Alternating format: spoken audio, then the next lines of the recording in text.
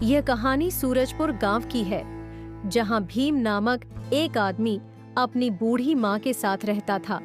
उनके पास एक बकरी, 2 गायें, एक झोपड़ी और 1 बीघा जमीन थी, जिस पर भीम मेहनत से खेती किया करता था। अरे भीम, जल्दी चलो, तुम्हारे खेत में आग लग गई है। सुभाष की यह बात सुनकर भीम के पैरों तले जमीन खिसक जाती है। वह जल्दी से अपने खेतों की ओर भागता है और वहाँ का नजारा देखकर उसके होश उड़ जाते हैं। हे भगवान, यह क्या हो गया? मेरे खेत पूरे जल गए हैं। 6 महीने की पूरी मेहनत बर्बाद हो गई। अरे अब मैं क्या करूं? मैंने कितनी मेहनत से गेहूं की खेती की थी और मेरी सारी फसल जल गई। अरे भीम, अपने आप को संभालो। अरे गर्मी ही इतनी ज्यादा है कि क्या कर सकते हैं। इस बार गर्मी के कारण कई खेतों में आग लग चुकी है।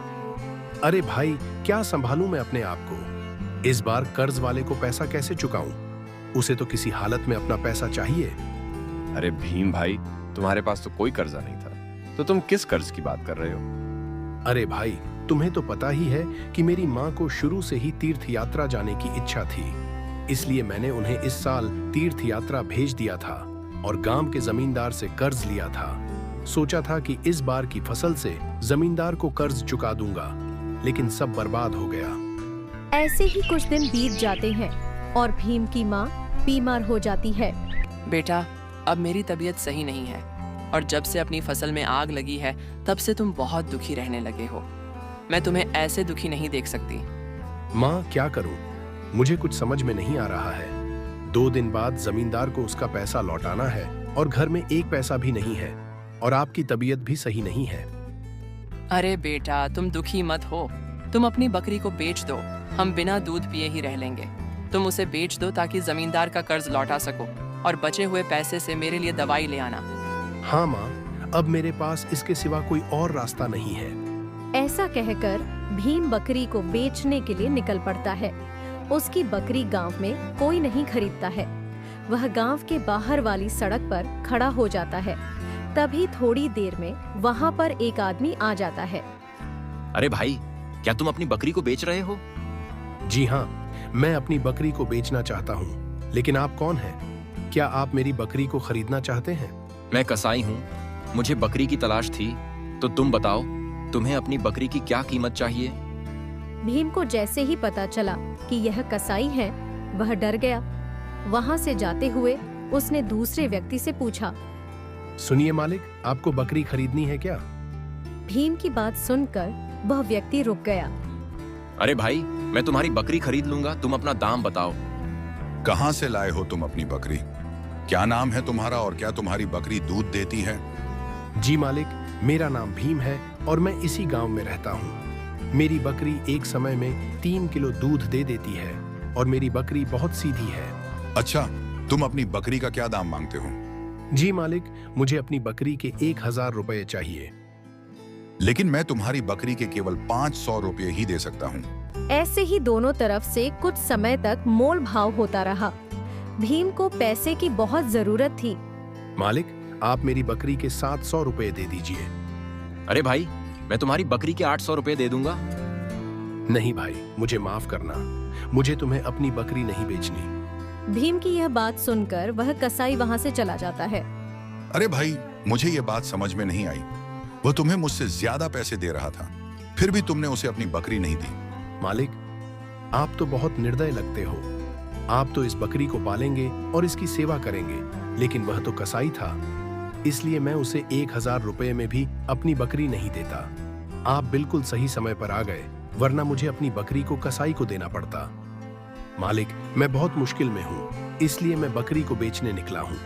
बकरी को मैंने बहुत ही अच्छे से पालकर बड़ा किया है, तो मैं भला कसाईयों को कैसे दे सकता हूँ? वह व्यक्ति भीम की बात सुनकर ध्यान से उसकी ओर देखा और अपने मन में सोचने लगा, गरीब लोग वाकई में सच्चे होते हैं। इस व्यक्ति को अपनी बकरी से कितना लगाव है, वरना यहाँ बड़े बड़े लोग भी अपनी बकरी को कसाईयों के हाथ में दे देते हैं। 1 रुपए का घाटा भी नहीं उठाना चाहते, और ये है अपना घाटा करके अपनी बकरी बेच रहा है। क्या हुआ मालिक, आप क्या सोच रहे हैं? अरे नहीं, कुछ नहीं। मैं पास ही के गांव नारायणपुर में रहता हूँ। मेरा नाम सत्यवान है और मैं एक व्यापारी हूँ। मैं गरीब लोगों को ब्याज पर पैसे देने का काम करता हूँ। लेकिन मालिक, पैसों की जरूरत तो अमीर लोगों को भी होती है। क्या आप ब्याज पर पैसे उन्हें नहीं देते? अमीर लोगों को रुपया देने से अच्छा तो रुपयों को दान कर दिया जाए, क्योंकि उनके पास रुपया लेते समय बहुत संपत्ति होती है, लेकिन रुपया हाथ में आते ही सारी संपत्ति गायब हो जाती है और उन पर कानूनी कार्रवाई करने पर कोई फर्क नहीं पड़ता, जबकि गरीब आदमी सारा रुपया ब्याज सहित लौटाता है। चलो, अब तुम बकरी को मेरे घर तक छोड़ाओ ताकि तुम्हें मेरे घर का भी पता चल जाए, और कभी तुम्हें अपनी बकरी याद आए तो तुम मिलने आ जाना। थोड़ी देर चलने के बाद वह लोग नारायणपुर पहुंच जाते हैं और सत्यवान सेठ ने भीम को पैसे दिए। भीम ने अपनी बकरी को प्यार भरी आंखों से देखा। मालिक, आपसे एक और प्रार्थना है कि आप इसे मारना पीटना मत करें। ऐसा कहकर भीम वहां से चला गया और अपने गांव पहुंचकर जमींदार को उसका सारा पैसा लौटा दिया। लेकिन उसकी माँ की दवाई के लिए उसके पास 1 रुपया भी नहीं बचा। फिर ऐसे ही कई दिन बीत गए। बेटा, मेरे लिए किसी तरह दवाई ले आओ, क्योंकि मैं तुम्हें इस दुनिया से छोड़कर नहीं जाना चाहती। लेकिन भीम के पास 1 रुपया भी नहीं था और वह भी माँ को खोना नहीं चाहता था। तो वह मन में सोचने लगा, क्यों ना मैं किसी से उधार ले लूं? कुछ इस बार पैसे दे दूंगा और कुछ अगले साल चुका दूंगा। लेकिन उधार किससे लूं? क्योंकि माँ को ठीक करने के लिए कम से कम 500 रुपए तो चाहिए ही, तभी काम चलेगा। और मेरी किसी अच्छे आदमी से जान पहचान भी नहीं है। यहाँ के जो जमींदार हैं वे गरीब लोगों को ब्याज में ही मार देते हैं।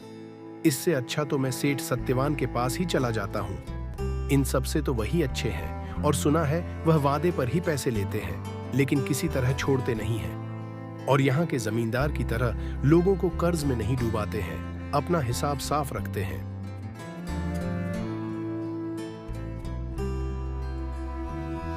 मालिक, मेरी आपसे एक विनती है, आप मुझे 500 रुपए कर्ज के रूप में दे दीजिए। तुम्ही ने मुझे वह बकरी बेची थी ना? रुपए तो मैं तुम्हें दे दूंगा, लेकिन मैं वादे पर रुपए लेता हूं। अगर वादा पूरा नहीं किया तो मैं जरा भी दया नहीं दिखाऊंगा। तुम बताओ, तुम कब तक रुपए वापस दे दोगे?